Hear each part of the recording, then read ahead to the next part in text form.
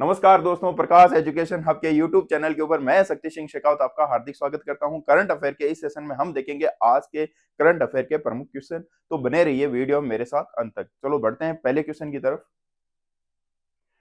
पहला क्वेश्चन है, आयरलैंड के किस लेखक को, क्वेश्चन क्या कह रहा है कि आयरलैंड के किस लेखक को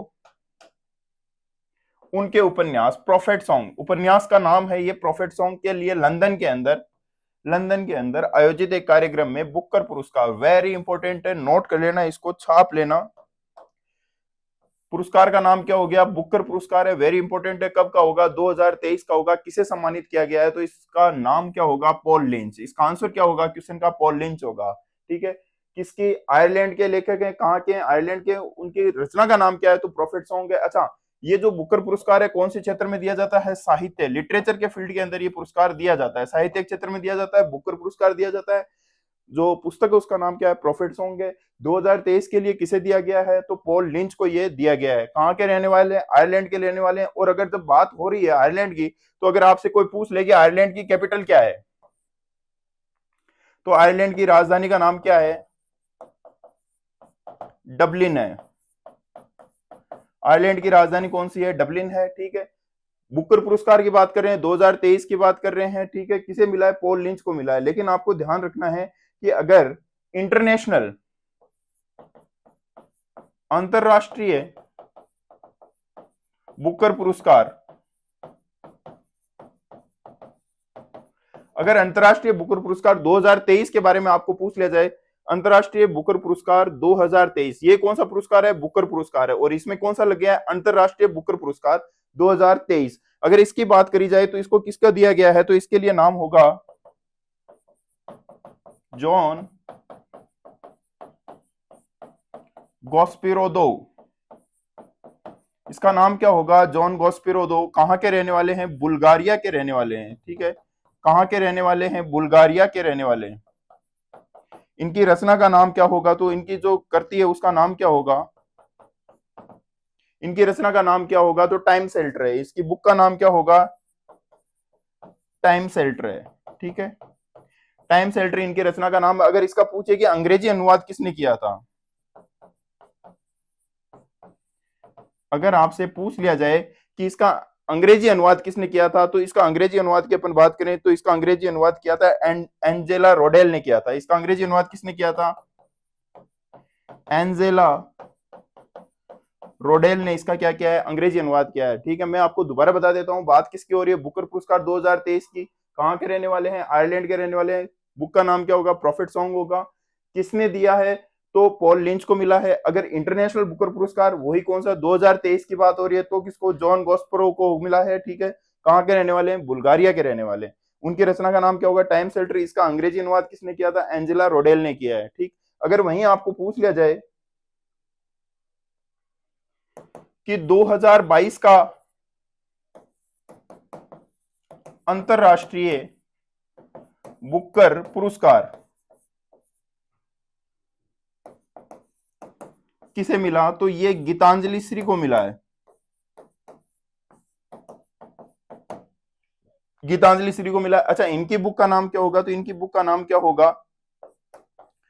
TOMB, टॉम्ब ऑफ सैंड। इनकी बुक का नाम क्या होगा? टॉम्ब ऑफ सैंड होगा। ठीक है, बढ़ते हैं अगले क्वेश्चन की तरफ।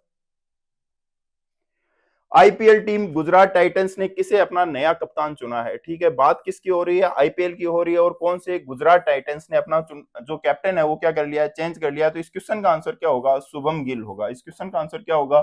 शुभम गिल का होगा। अगर अपन बात करें आईपीएल 2023 किसने जीता था, तो इसने चेन्नई सुपर किंग ने जीता था। चेन्नई सुपर किंग ने इसे जीता है। चेन्नई सुपर किंग ने जीता है। हराया किसे? गुजरात टाइटंस। हराया किसे? गुजरात टाइटंस को हराया है। ठीक है, जीता किसने? चेन्नई सुपर किंग ने। आईपीएल कब की बात हो रही है? 2016 की बात हो रही है। कौन सा संस्करण था? 16वां संस्करण था। ठीक है, संस्करण कौन सा था? 16वां था। कितनी टीमों ने भाग लिया? टीम कितनी थी? 10 टीमों ने इसके अंदर क्या लिया है? भाग लिया है। अगर अपन बात करें कि इसके अंदर ऑरेंज कैप किसे मिली थी, 2023 आईपीएल के अंदर ऑरेंज कैप किसे मिली थी? ऑरेंज कैप किसे मिलती है? तो रन बनाने वाले खिलाड़ी को मिलती है, और इसके अंदर नाम किसका होगा? शुभम गिल का क्या होगा? नाम होगा। अगर अब बात कर लिया जाए कि पर्पल कैप, पर्पल कैप ये किसे मिलती है? तो विकेट लेने वाले बॉलर को मिलती है। ये किसे मिलती है? विकेट लेने वाले बॉलर को मिलती है। और ये किसे मिली थी? मोहम्मद शमी को मिली है। ठीक है, अगर बात की जाए कि आईपीएल शुरू कब हुआ था, तो आईपीएल कब शुरू हुआ था? आईपीएल शुरू कब हुआ? 2008 के अंदर आईपीएल क्या हुआ है? शुरू हुआ है। ठीक है, मैं एक बार दोबारा बता देता हूँ। आईपीएल, गुजरात टाइटंस ने अपना कप्तान चेंज कर लिया है। कौन बन गए? शुभम गिल बन गए हैं। ठीक है, वहीं अगर आपको पूछ लिया जाए कि आईपीएल 2023 को किसने जीता? चेन्नई सुपर किंग ने जीता है। किसे हरा के जीता है? तो गुजरात टाइटंस को हरा के जीतना है। कौन सा संस्करण था? तो ये 16वां संस्करण था। कितनी टीमों ने भाग लिया? 10 टीमों ने भाग लिया। ऑरेंज कैप जो सर्वाधिक रन बनाने वाले को मिलती है, तो किसे मिली थी? तो सर्वाधिक रन शुभम गिल को मिली थी। अगर पर्पल कैप की बात करें तो पर्पल कैप किसे मिली थी? जो सबसे ज्यादा विकेट लेता, और सबसे ज्यादा विकेट किसने लिए? मोहम्मद शमी ने लिए थे। बढ़ते हैं अगले क्वेश्चन की तरफ। किस राज्य में भारत का सबसे बड़ा टाइगर रिजर्व स्थापित किया जाएगा? ठीक है, बात किसकी कर रहे हैं? भारत का सबसे बड़ा टाइगर रिजर्व किस राज्य के अंदर क्या किया जाएगा? स्थापित किया जाएगा। तो इस क्वेश्चन का आंसर क्या होगा? इस क्वेश्चन का आंसर होगा एमपी। ठीक है, मध्य प्रदेश। इस क्वेश्चन का आंसर क्या होगा? मध्य प्रदेश होगा।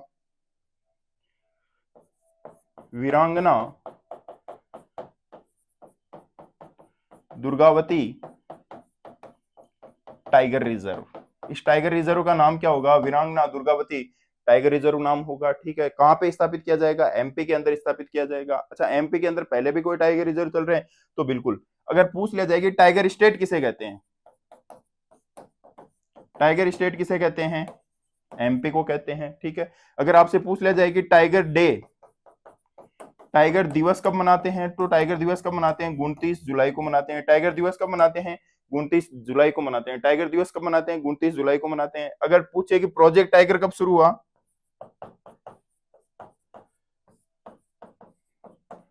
प्रोजेक्ट टाइगर कब शुरू हुआ? तो प्रोजेक्ट टाइगर शुरू हुआ था 1 अप्रैल 1973 को। क्या हुआ है? शुरू हुआ है। ठीक है, अच्छा, अगर अपन बात करें कि एमपी के अंदर और कौन कौन से टाइगर रिजर्व है, एमपी के अंदर और कौन कौन से टाइगर रिजर्व हैं, तो एक का नाम होगा सतपुड़ा टाइगर रिजर्व है। इसके अलावा कान्हा है, पन्ना है, पेच है, बांधवगढ़ है। ये सभी क्या है? टाइगर रिजर्व हैं। कहाँ के हैं? एमपी के टाइगर रिजर्व हैं। ठीक है, अगर आपसे पूछ लिया जाए कि भारत का पहला टाइगर रिजर्व कौन सा था, तो भारत का पहला टाइगर रिजर्व कौन सा होगा? तो इसका नाम होगा रामगंगा। वर्तमान नाम क्या है? रामगंगा टाइगर रिजर्व, या इसे क्या कहते हैं? हेली, या इसी का दूसरा नाम क्या होगा? Corbett tiger reserve. ठीक है, कार्बेट टाइगर रिजर्व ये भारत का क्या है? First tiger reserve. कहाँ पे है? तो ये उत्तराखंड के अंदर है। कहाँ पे है ये? उत्तराखंड के अंदर है। अगर पूछ लिया जाए कि भारत का नवीनतम टाइगर रिजर्व कौन सा है, तो भारत का नवीनतम जो टाइगर रिजर्व है, लेटेस्ट जो नवीनतम बना है, तो नवीनतम टाइगर रिजर्व का नाम क्या होगा?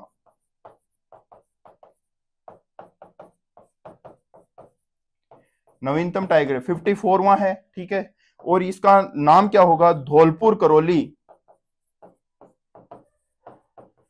धौलपुर करौली टाइगर रिजर्व ये कहां पे होगा? राजस्थान के अंदर होगा। वर्तमान आरएएस परीक्षा 2023 के अंदर यही क्वेश्चन पूछा गया था कि भारत का नवीनतम जो टाइगर रिजर्व है कौन सा और कहां पे है, तो कौन सा है? 54वां है, और कहां पे है? तो ये आपके मिलेगा धौलपुर करौली टाइगर रिजर्व राजस्थान के अंदर है। बढ़ते हैं अगले क्वेश्चन की तरफ अपन। रक्षा क्षेत्र के अंदर मेक इन इंडिया को बढ़ावा देते हुए भारतीय तटरक्षक बल ने हाल ही में,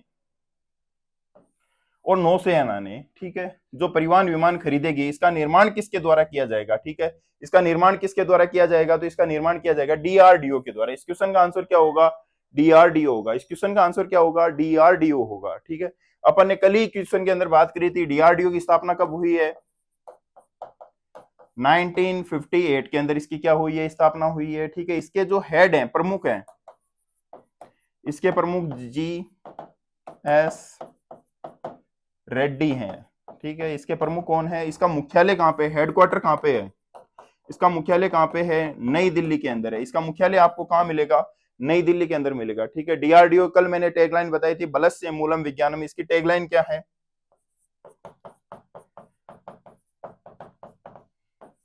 बलस्य मूलम विज्ञानम, इसकी ये क्या रहेगी टैगलाइन। डीआरडीओ की फुल फॉर्म क्या है, रक्षा अनुसंधान एवं विकास परिषद।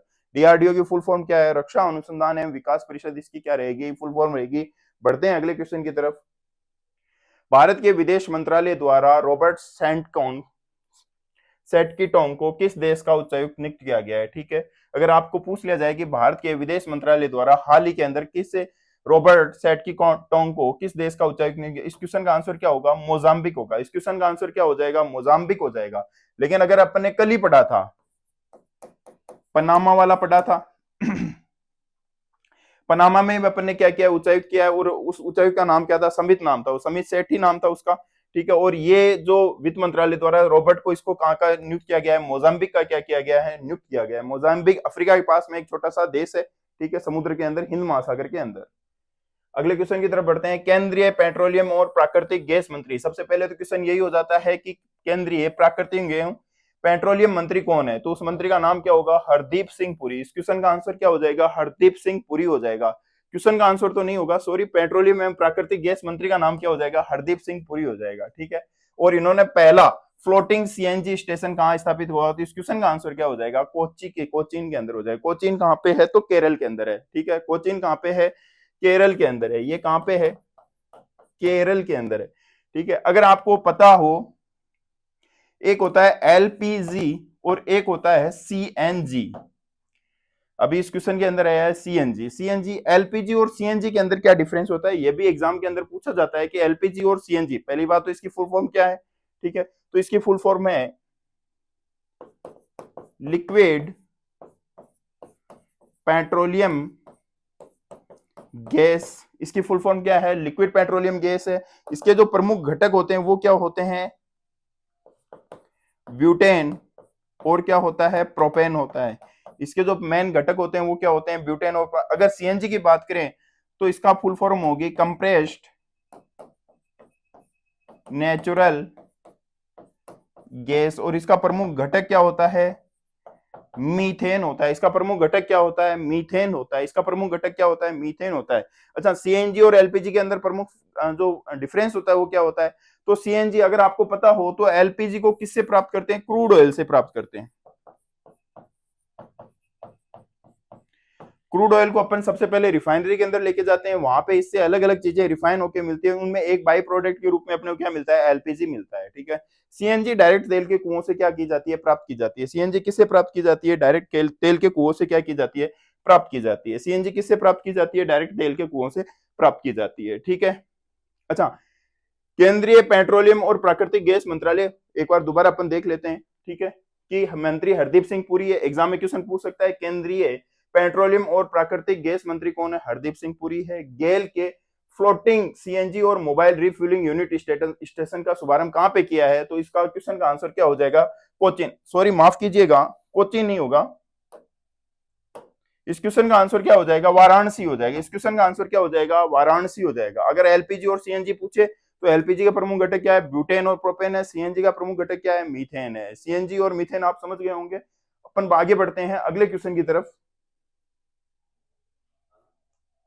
केंद्रीय युवा मामलों और खेल मंत्री, सबसे पहले तो यही हो जाएगा कि खेल मंत्री कौन है वर्तमान में, सेंट्रल खेल मंत्री कौन है, अनुराग ठाकुर है। ठीक है, और इनके द्वारा पहली बार खेलो इंडिया पैरा गेम्स 2023, खेलो इंडिया पैरा गेम्स की बात हो रही है, खेलो इंडिया पैरो गेम्स की बात हो रही है। और इसका जो शुभंकर है, ठीक है, इसका शुभंकर है, इस शुभंकर का नाम क्या रखा गया है, उज्ज्वला राम रखा गया है। शुभंकर का नाम क्या रखा गया है, उज्ज्वला नाम रखा गया है। ठीक है, शुभंकर का नाम क्या रखा गया, उज्ज्वला रखा गया। अगर आपसे पूछ लिया जाए कि खेलो इंडिया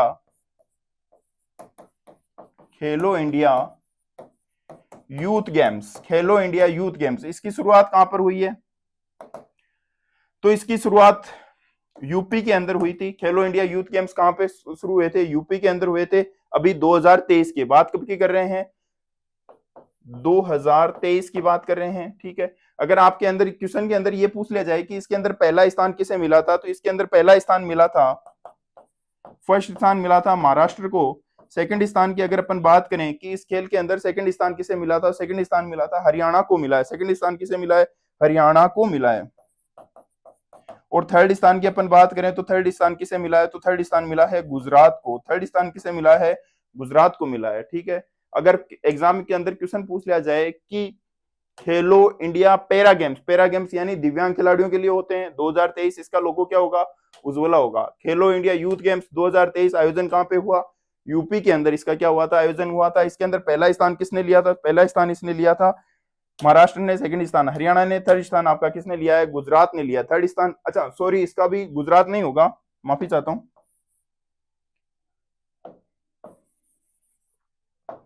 एमपी होगा। इसका आंसर क्या होगा, एमपी ने इसके अंदर क्या लिया है, तीसरा स्थान लिया है। ठीक है, माफी चाहता हूं। ठीक है, इसके अंदर तीसरा स्थान किसका होगा, एमपी का होगा। ठीक है, अगर आपसे पूछ लिया जाए कि खेलो इंडिया, खेलो इंडिया यूनिवर्सिटी गेम्स, खेलो इंडिया यूनिवर्सिटी गेम्स 2023, ठीक है, इसका शुभंकर क्या है, तो इसका शुभंकर क्या है, जीतू था। इसका शुभंकर क्या था, जीतू था। खेलो इंडिया यूनिवर्सिटी गेम्स का शुभंकर क्या था, जीतू था। ठीक है, और मई के अंदर ये क्या किए गए थे, खेले गए थे। बढ़ते हैं अगले क्वेश्चन की तरफ।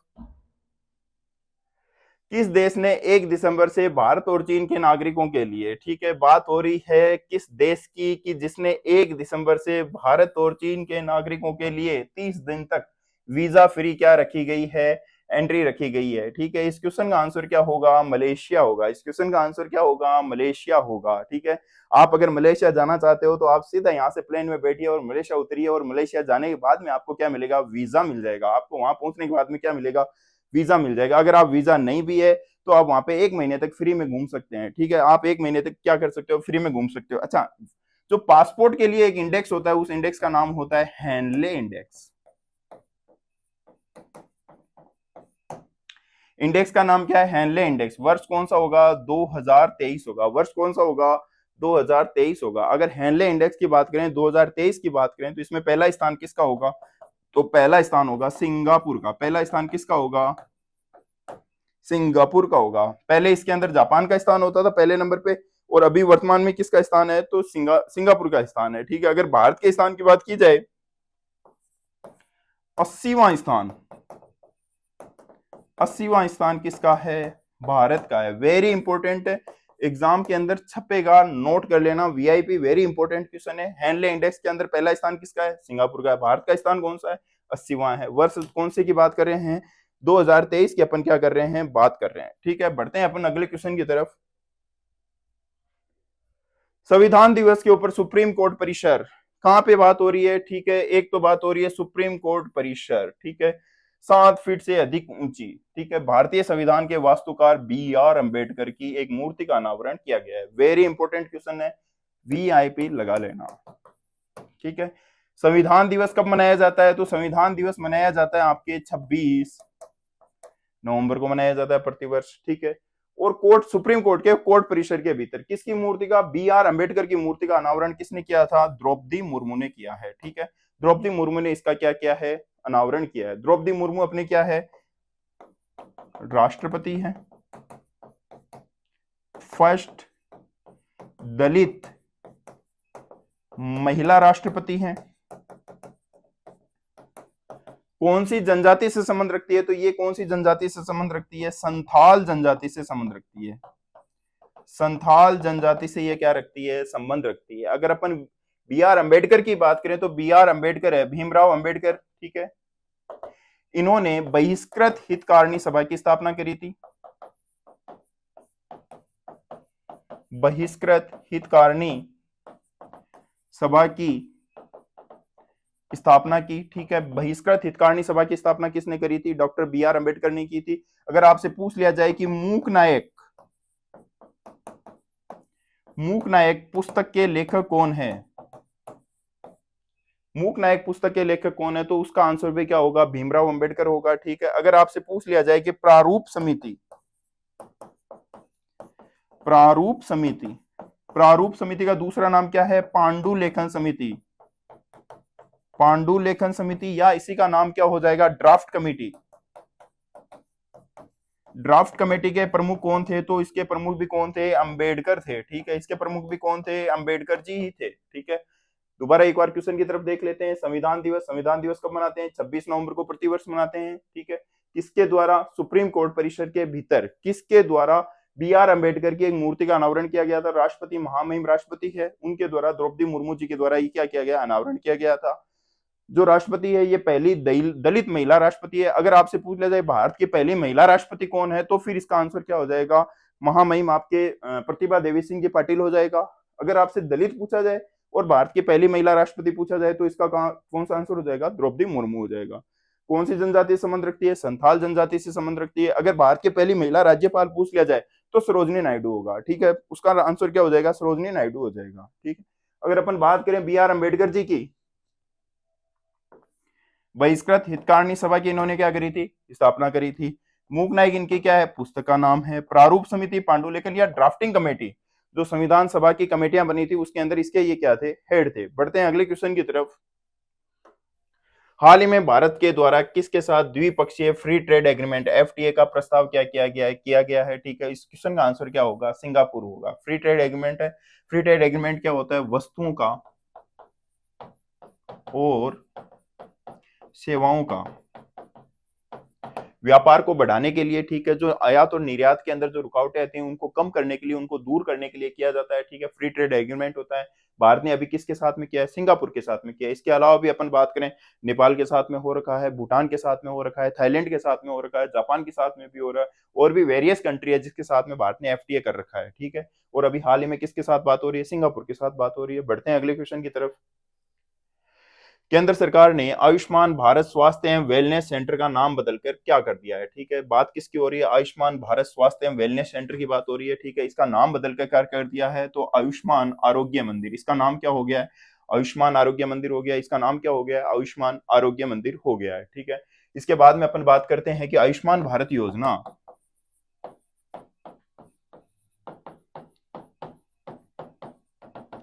किसकी योजना है, केंद्र सरकार की योजना है, ठीक है। केंद्र सरकार की ये क्या है, योजना है। कितने परिवारों को, तो 10 करोड़ परिवारों को, 10 करोड़ परिवारों के 50 करोड़ लोगों तक इसका क्या पहुंचाया जाएगा, लाभ पहुंचाया जाएगा। कितने रुपए तक की इसके अंदर क्या दिया गया है, 5 लाख रुपए तक का, 5 लाख रुपए तक का स्वास्थ्य बीमा क्या किया गया है। बढ़ते हैं अगले क्वेश्चन की तरफ।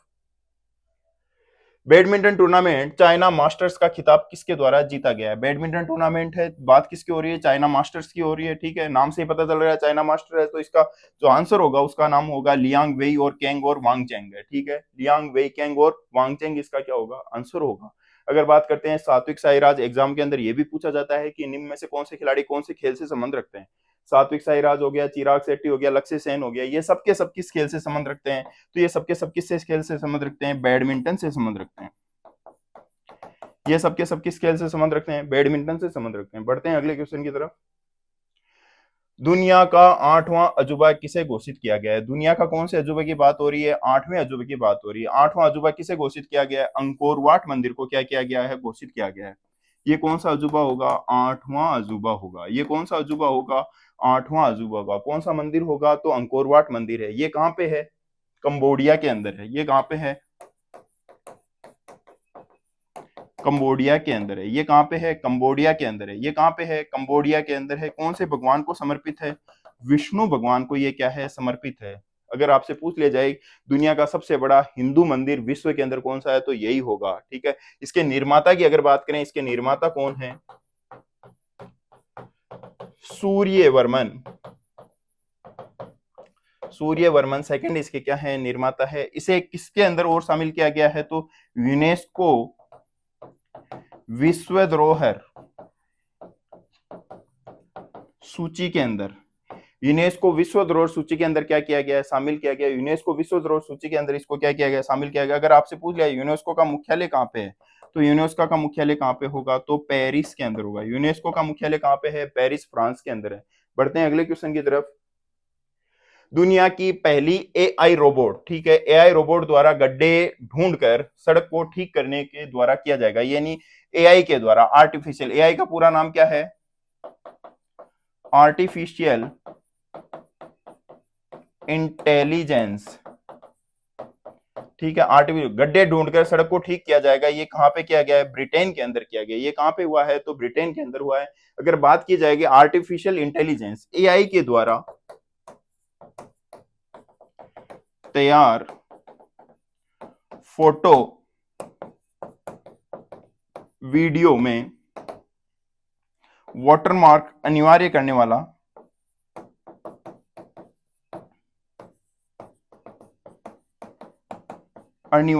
वाला देश कौन सा है? तो उस देश का नाम क्या होगा? अमेरिका होगा। इस देश का नाम क्या होगा? अमेरिका होगा। इस देश का नाम क्या होगा? अमेरिका होगा। इस देश का नाम क्या होगा? अमेरिका होगा। अगर पूछ लिया जाए कि भारत की फर्स्ट एआई टीवी एंकर, बात किसकी हो रही है? भारत की फर्स्ट एआई टीवी एंकर, ठीक है। एक एंकर होगी जो महिला की तरह, बिल्कुल दिखने में क्या होगी? महिला की तरह होगी, और वो क्या बोलेगी? न्यूज बोलेगी। तो उसका नाम क्या होगा? लीजा है। लीजा है। और ये एक उड़िया चैनल के लिए क्या कर रही है? काम कर रही है। उड़िया चैनल के लिए क्या कर रही है? काम कर रही है। अगर एग्जाम के अंदर आपको पूछ ले जाए कि एआई के जनक कौन है? एआई के जनक, फादर ऑफ एआई है जॉन मुकुर्थी को बोला जाता है। जॉन मुकुर्थी को ये क्या कहा जाता है? फादर ऑफ एआई कहा जाता है। बढ़ते हैं आज के अंतिम क्वेश्चन की तरफ। अगर पूछ लिया जाए कि प्रधानमंत्री नरेंद्र मोदी ने मीराबाई के जन्मोत्सव की 525वीं जयंती के ऊपर कहां पर भाग लिया था? तो इस क्वेश्चन का आंसर क्या हो जाएगा? मथुरा हो जाएगा। इस क्वेश्चन का आंसर क्या हो जाएगा? मथुरा हो जाएगा। दोस्तों, आपको ध्यान देना है कि मीराबाई है राजस्थान की है। जन्म इनका कहां पे हुआ था? तो जन्म कुड़की ग्राम के अंदर हुआ था। नागौर के अंदर ये गांव आता है। नागौर के अंदर कुड़की ग्राम, मीराबाई का मंदिर है वहां पे प्रसिद्ध। अगर इनकी शादी की बात करें तो शादी भोज से हुई थी। भोज किसके बेटे थे? तो संग्राम सिंह के ये क्या थे? संग्राम सिंह के ये क्या थे? पुत्र थे। भोज किसके बेटे थे? संग्राम सिंह के ये क्या थे? पुत्र थे। भोज किसके बेटे थे? संग्राम सिंह के ये क्या थे? पुत्र थे। भोज किसके बेटे थे? संग्राम सिंह के ये क्या थे? पुत्र थे। इसके बारे में अपने को देखने को मिलता है। कुड़की गांव के हैं, राजस्थान की रहने वाली है, ठीक है। इनकी 525वीं जयंती के ऊपर नरेंद्र मोदी ने मीराबाई जन्मोत्सव का आयोजन कहां पे हुआ है? मथुरा में हुआ है। और कितने रुपए का? 525 रुपए का सिक्का चलाया गया। 525 रुपए का क्या चलाया गया? सिक्का चलाया गया। तो दोस्तों, इस प्रकार से अपनी करंट अफेयर की आज की श्रृंखला समाप्त होती है। आपको हमारा ये प्रयास कैसा लगा? कृपया अपने व्यूज, अपने जो भी शेयर कीजिए अपने इस वीडियो को, और ज्यादा से ज्यादा दोस्तों को बोलिए कि इसे देखें। और हमारा प्रयास अच्छा लगे तो लाइक, शेयर और सब्सक्राइब कीजिए। जय हिंद।